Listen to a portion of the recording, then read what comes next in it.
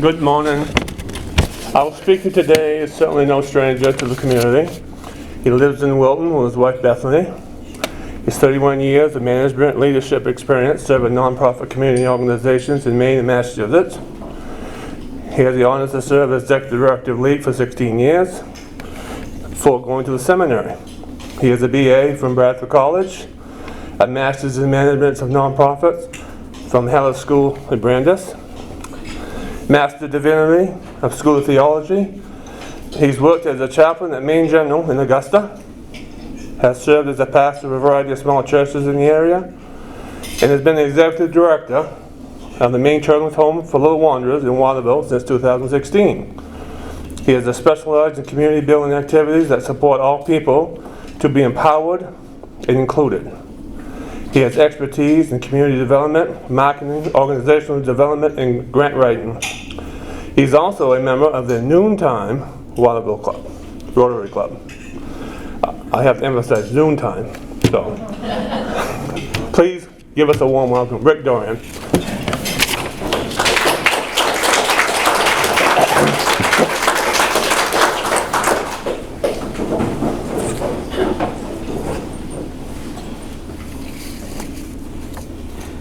Thank you very much, Marcus. I hadn't realized it, but I'm actually wearing the UMF colors this morning, so I'm trying to represent. Well, it's a pleasure to be with you all this morning, seeing lots of friendly faces, and a good friend Ann, who is one of those people responsible for getting me to the farming community back in 1995. Doesn't seem possible. Well, I'm here today to talk about an initiative at the Maine Children's Home for Little Wanderers. And I always begin by saying our mission is to build and strengthen families and their children, instilling hope for the future and a better quality of life. And we do that through several key programs. We have been doing adoption work in-state, nationally, internationally. Our adoption work started over 122 years ago. In Augusta.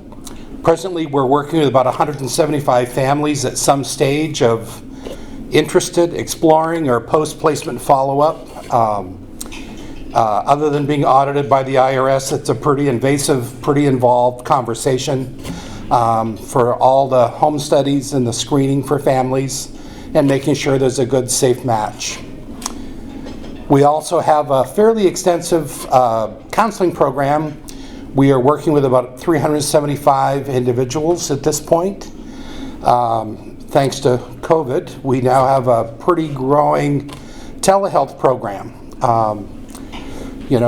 About 18 months ago, we, like many organizations, had to figure out how can we shift many of our resources to a virtual way? How can we continue to call people and see people? And thankfully, the technology has been increasing. So a large part of our virtual and remote work has really expanded significantly over the past 18 months. We also have a teen parent school program. We work with up to 20 pregnant or parenting teens. The best news is the teen pregnancy rate for the state of Maine has gone down again. That's a good thing in a number of respects. But we still hear and see from half a dozen teens every year that say, gosh, I've decided I want to be a parent and I don't want to stop being in school, but sometimes it's hard to be a parent-to-be or a young parent and be in school. So we've got a great situation. We work with a variety of schools in the greater Waterville area, offer parenting classes, childcare, some transportation support, and counseling, and a variety of wraparound supports for these teen parents. And since 1974, we've worked with almost 1,200 teen parents. And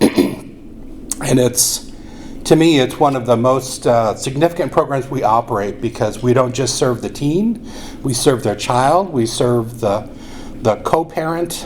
There are many kinship families involved, and so for every teen we're working with, there's probably a dozen or so wrapped around that teen and their child. And so we've do some extraordinary work to make sure that they are successful.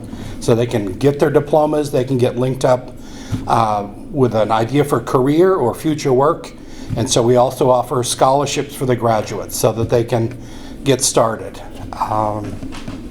One of the most profound stories to me about our teen parent program, probably about 3 years ago, I was at Maine General, and I was there just for some testing, and this person was starting to hook me up to some leads and wires and very elaborate machine, and the person was asking, so what do you do for work? And I said, well, I work for the Maine Children's Home, and she started to cry. And I said, okay, put your equipment down, let's check in, what's that about? And she said, well, I literally and figuratively would not be here if it wasn't for your program. She said, my mom, when she was pregnant, her parents, her boyfriend at the time, everybody abandoned her and said, we don't want you to do this. And she said, the one place that said, yes, you can do this. We'll support you. And that was the Maine Children's Home. She said, so my mom finished her education, raised me as a parent, was very successful. She's had a great career in banking, has gone on to do a variety of things, but it was the Children's Home that said yes.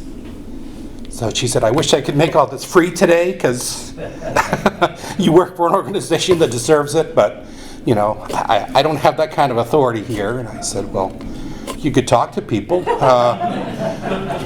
But anyway, so I've had that wonderful joy many, many times as I talk about my work at the Children's Home. We also are gearing up. We have a fairly significant Christmas and Winter Essentials program.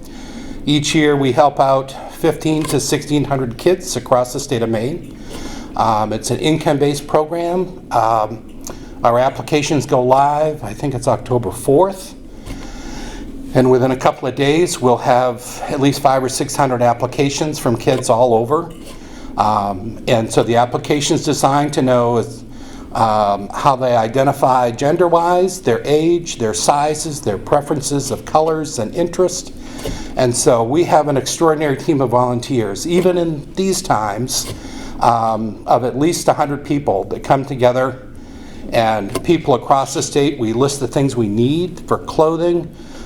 So every child gets a new outfit of clothes, 2 sets of pajamas, 2 books, a family board game. My favorite thing, we've got like this room in this building that's full of amazing board games, and they always tell me we're all set on Monopoly, so please don't send us Monopoly games. We probably have about 300 sitting on the shelf. Every child gets 2 hats, 2 scarves, 2 mittens. We have people all over the country that send us beautiful hand-knitted items, and many of the children get coats and also boots. And so it's really a box of care and kindness in a very tough part of the winter. And so these volunteers sort it, they pack it, and the families come and pick up their boxes. And one thing we're adding this year, for all of those recipients, our social work team is doing a check-in to say, so how's everything else going in your family? Do you know we have these other services? Is there any way we could help connect you to other resources? Do you have enough heat? Do you know who to talk to in our area at KV-CAP? How are you doing with transportation? How are you doing with job? And so really it's another layer we're adding, not just to say here's some stuff, getting back to the idea of teaching them how to fish so they can catch their own fish and be successful in life. And so we're trying not to just do a Band-Aid, a wonderful box of goodness, but also to reach out responsibly and say, how else can we help? How else can we connect you? One of the things I'm talking about today is this new initiative we started about 2 years ago. It's called the Connected Families Project. And so we've certainly seen it over the past 18 months. I don't care who your family is, what your situation is. If you have kids involved, there's stuff going on. And there are so many families that are really struggling with to school, not to school, remote, not to remote, in dealing with concerns and questions of safety, of being together a whole lot more in different ways than ever before. And so we're doing a lot of outreach and support to families, to teachers, to community members, with law enforcement and many other folks to say, how can we help you to understand some of the things that are happening with the anxiety and the trauma and the worries that kids are facing? Because imagine in most households, you're having some conversation about finances, about work. How do you feel about going into the office or going to be around lots of people? Or do you go to school? And if you go to school, are your friends all wearing masks? Are you not wearing a mask? Should I get a vaccine? Should I not get a vaccine? These are big, scary things for a lot of kids. And so often we forget that kids are listening. They're little sponges. They take everything in and they observe the people around them. How is their mood? How are they doing with balancing all these things? And so many worries are coming to every household. And so we have tried to figure out how we can bring resources and trainers together to say, how can we help every family to feel a little more secure and a little more like they've got tools to have different conversations with their kids. And I'm happy to say, I did a talk such as this about 3 weeks ago, and I ran into one of the people who was at that meeting, and he said, I want to thank you. And this is the person who's a very successful attorney. And he said, our kids are really falling apart. So thanks for coming and talking about this work that you're doing. He said, because I called the next day. He said, we're trying to support our kids that are in high school to not be stressed out, or how to manage their stress and their anxiety a little bit better. So we had a great conversation about our Connected Families project. There are some particular initiatives that we're following. One is called TBRI, Trust-Based Relational Intervention. When I was growing up, that was like my cousins or my aunts and uncles. I couldn't go anywhere. Because always, before I got home, my mother got a call. Somebody said, do you know what your kids have been up to? Everybody looked out for each other. We didn't have, Zoom. We didn't have Google, all these other things back in those days. We had the people in our neighborhoods and the people around us, and a lot of relatives close by. And so part of what the trust-based relational intervention TBRI work is about is helping kids to understand who are the people they're connected to. Who are the people around them that are going to help them to feel safe, to feel secure. And so if you've looked at psychosocial development, the whole question of attachment, who do kids feel safe and secure with? Do they have somebody or a couple of somebodies that are important to them in their life that they know? When I'm with Ann, I can feel safe. If I'm with Marcus, I know Marcus is going to look out for me and take care of me, and I can feel safe and secure. So many kids today don't have that. Or they might be with this person for part of the day, this person after school, this person on the weekends. And so one of the things we're trying to work with a lot of families and caregivers about is thinking about who are the secure, connected people in that child's life. And if you don't have some, get some. We're also offering those trainings. We're doing some very small trainings, under 8 people in person, where we can spread out. But most of it is being done virtually, and a couple of our social workers, they're doing it in the evenings, like 7, 8 o'clock at night they start. And I'm like, wow. But I'll tell you, those are some of their best trainings, because they have to wait till they're done with work. The household stuff is done, the kids are settled, the kids are ready in bed, so then they can really check in. And what happens a lot is they're kind of tired, and so they really let their guards down and they open up. Most importantly, they appreciate having somebody else that's in similar situations. We've heard a lot over this difficult pandemic time. We're all in the storm, we're all in different boats though. My boat may be very different than your boat, Lisa, but we're all in the storm. We're also making sure that we're doing a lot of training around the idea of how are kids experiencing trauma. Trauma isn't just, I'm in a 6-car pileup down in front of McDonald's. Trauma can also be, boy, I had something really scary happen at school today. I saw 2 kids in a fight and I was scared. So now I don't want to go back to school. Or it could be, mom and dad or Grammy and Grandpa are having a big fight about something. And I don't feel safe. I don't feel secure. So we're, again, trying to work with parents and caregivers to say, kids are listening. They may not be acting out. They may not be speaking out. But they're taking all this in. So how can we help people to do regular check-ins and make sure kids are doing okay? One of the other trainings that we're doing, it's a very intensive set of group work. It's called Making Sense of Your Worth. We're doing several groups with our teen parents, and we also have the Waterville Alternative School is on our campus in Waterville. So we're doing some small group work to help them to understand some of the things that have happened in their lives, but to set goals and to gain some self-esteem. There's a model of training that we're promoting a lot this fall. It's a concept called the regulated classroom. It's a set of tools for teachers and people working with lots of kids to think about how do you set up your classroom and your environment to have it feel safer. How do you really consciously consider the ways you want to create a positive learning environment for kids? And some things, some red flags to be thinking about as to observe what's happening with kids when they may not have the tools to say, wow, I am really starving today because we didn't have enough food this morning at breakfast time. So I can't really concentrate. I got all this other stuff going on. So how can we be observing and think about many different ways to understand what's happening with the kids around us?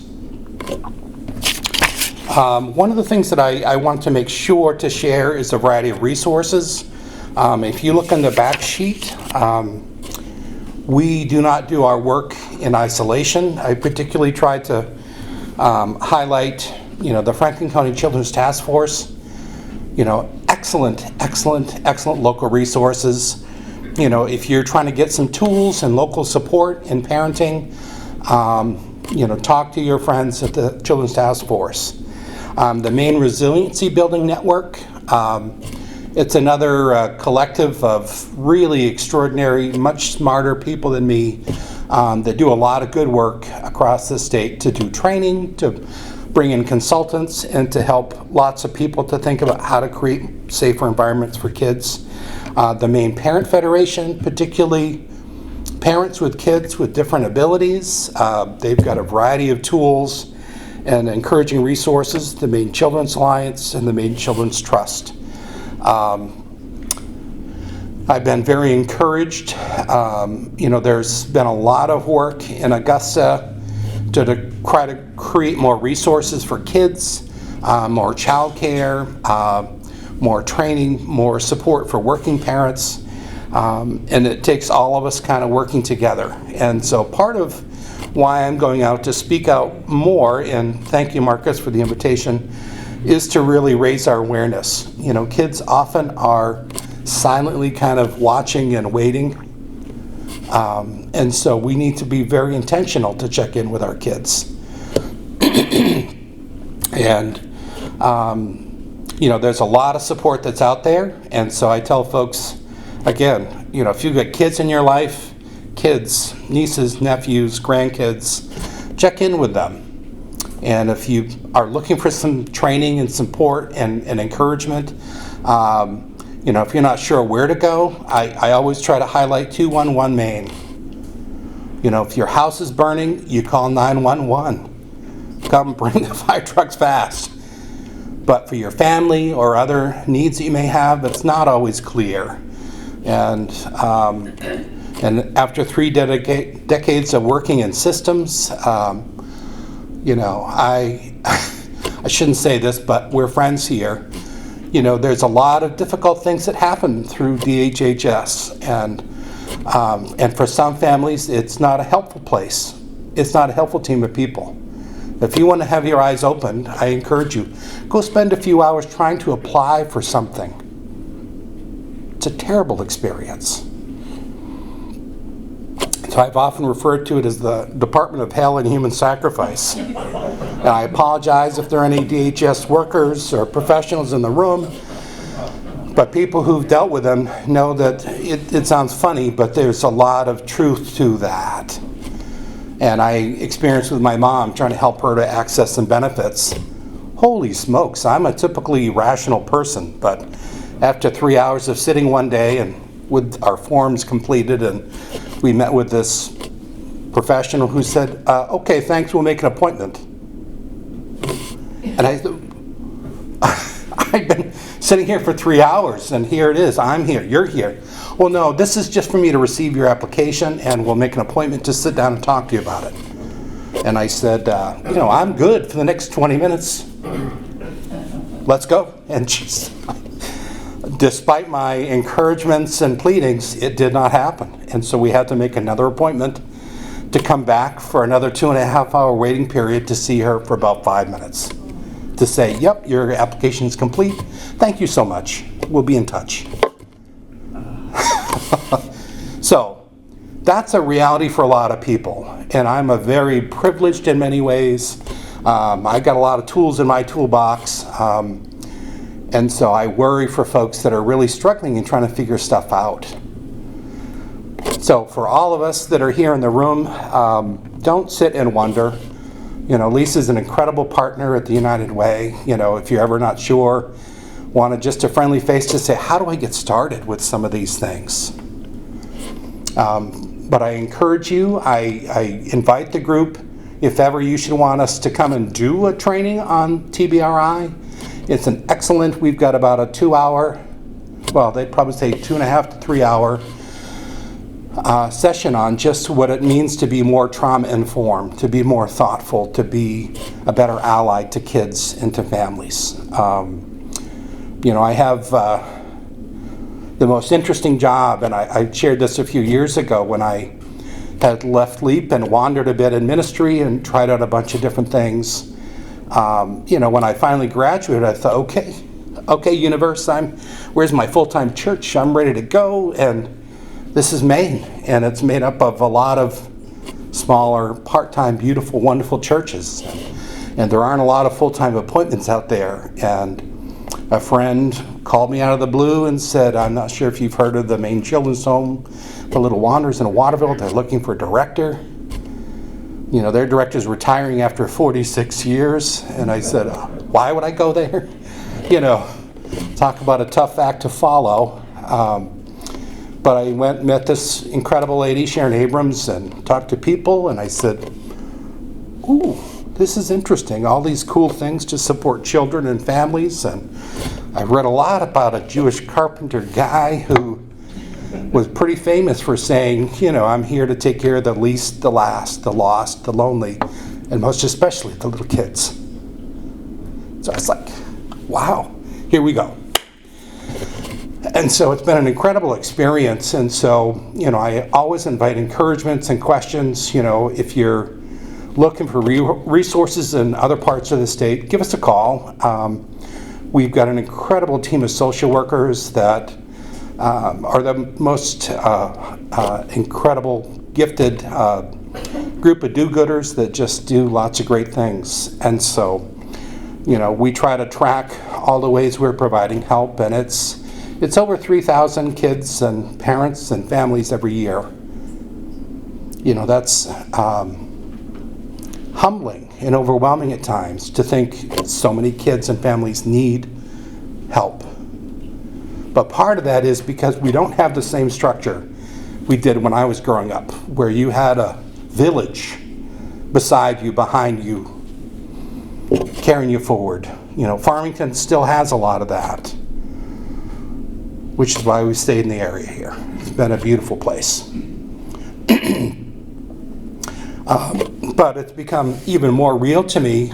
We had our first grandchild just about a week and a half ago, and so it's even more important to me as I think about my new grandchild, Erin. Just the things I want for her, the things I hope for her.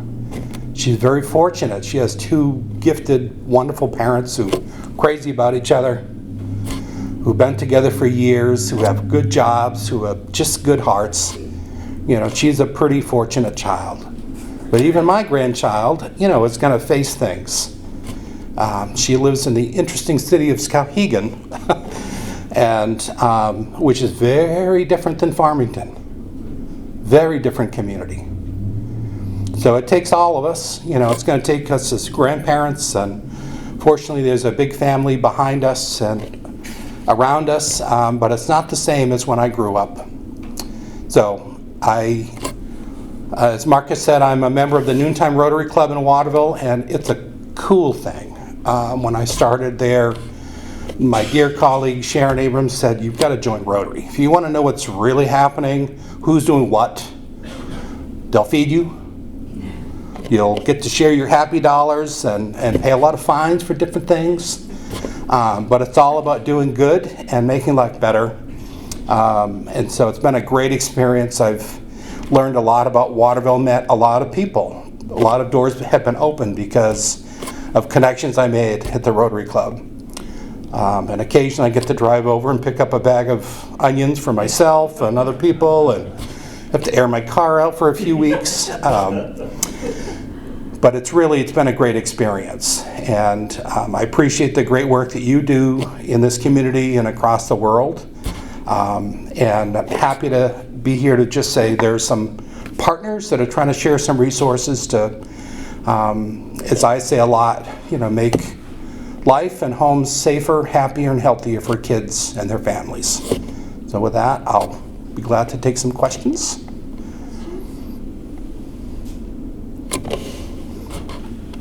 In your line of business, you must come across a whole bunch of abused children, right?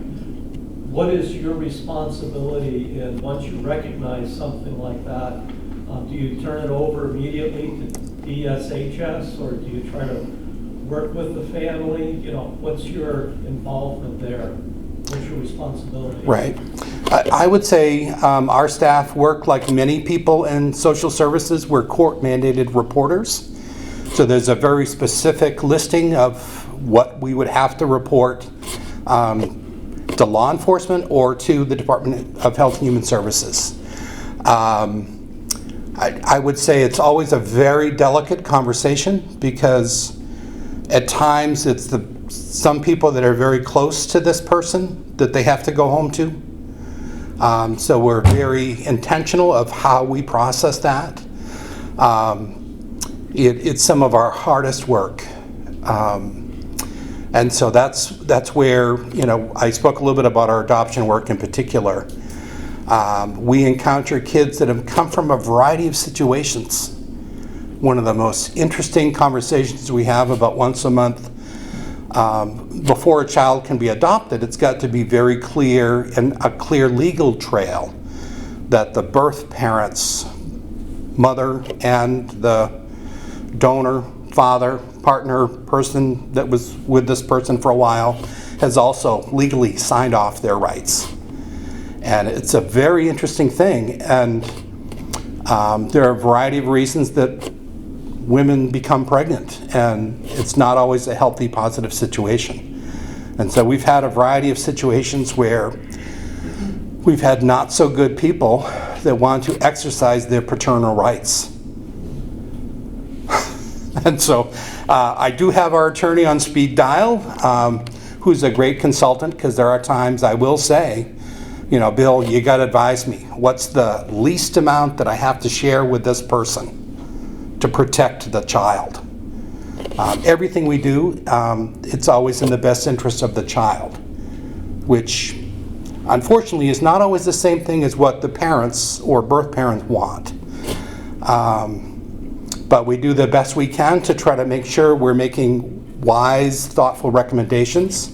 We have very skilled social workers that have been through a lot, that have seen a lot. We have one social worker, as I mentioned, Sharon, the former ED. The coolest part the board did when they hired me, I said, can I start 6 weeks early so I can sit with this lady, Sharon, and sort of borrow as much information as I can and take really good notes. So for 6 weeks, I sat shoulder to shoulder with this lady, Sharon. It was pre-COVID, so we could do that back then. But literally for 6 weeks, she said, I'm going here, we're going to meet this person, this is the history, the connection. And so by the time the 6 weeks was done, I said, Sharon, you're not finished here. Would you be willing to stay on as a consultant for our adoption program? Because she literally has helped write many of the laws. She's on the State Board of Social Work. And she said, let me think about it. And she came back the next day and said, okay, yeah. So Sharon stays with us. So we've got her now nearly 50 years of experience. Another social worker, Caroline, who has been with us 37 years. So we've got a deep pool of people who have helped write legislation, who have helped to build the State Board of Social Work, who helped to make very difficult decisions a little bit better. But that's not an easy thing to deal with when we have to deal with these things that come to us. Because any social worker knows they can't unhear what has been presented to them. And quite often they've got to do something about that. Yes? Just curious, as many organizations, I'm sure you took a financial hit during COVID. How are you doing? Are your funding sources coming back? And are you able to function? Good question. I would say one of the most interesting parts of my job is that only about 49% of our services are actually funded through fees. So we've always had to write a lot of grants. We have a couple of endowments of very dedicated people over the years who've made gifts to us. So interestingly, in these very difficult times, the stock market has really stayed high. And so that has been a benefit to us to have extra dividend income and interest income. But I would just say, you know, our supporters are very, very committed to us. We also did apply for one of the PPP loans. We're very pleased. It gave us several months to kind of catch our breath and say, okay, how do we keep doing everything we do, but in a safer way?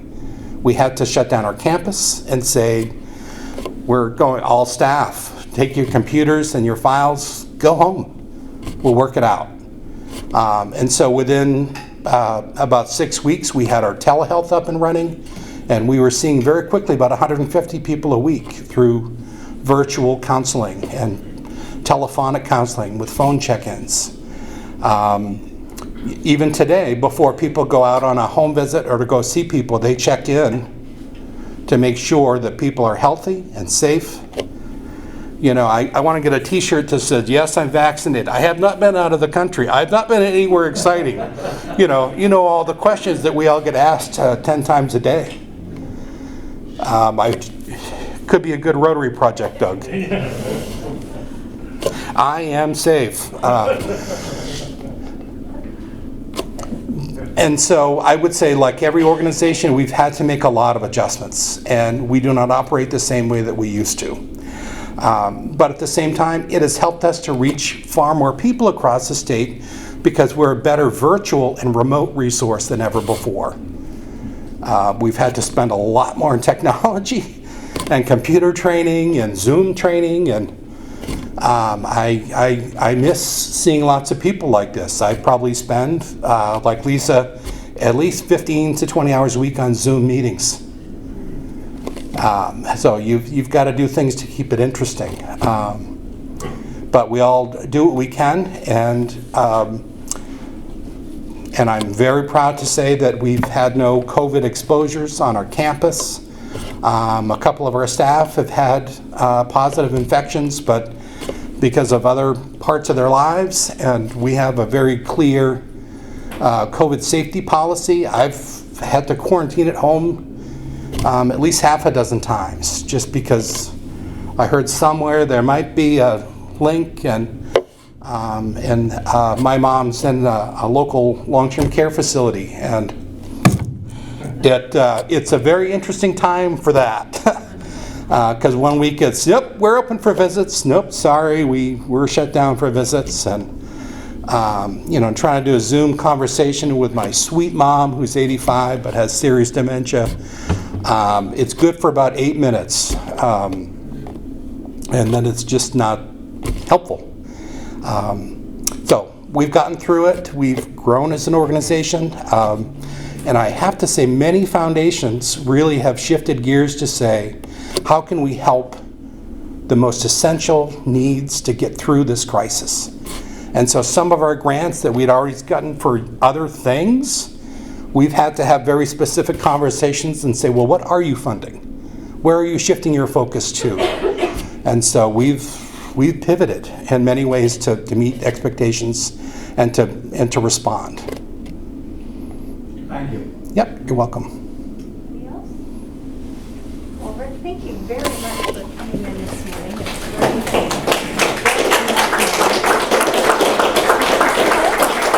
I appreciate you. Oh, Remember us, Bob. thank you so much. Thank you. Good to see you.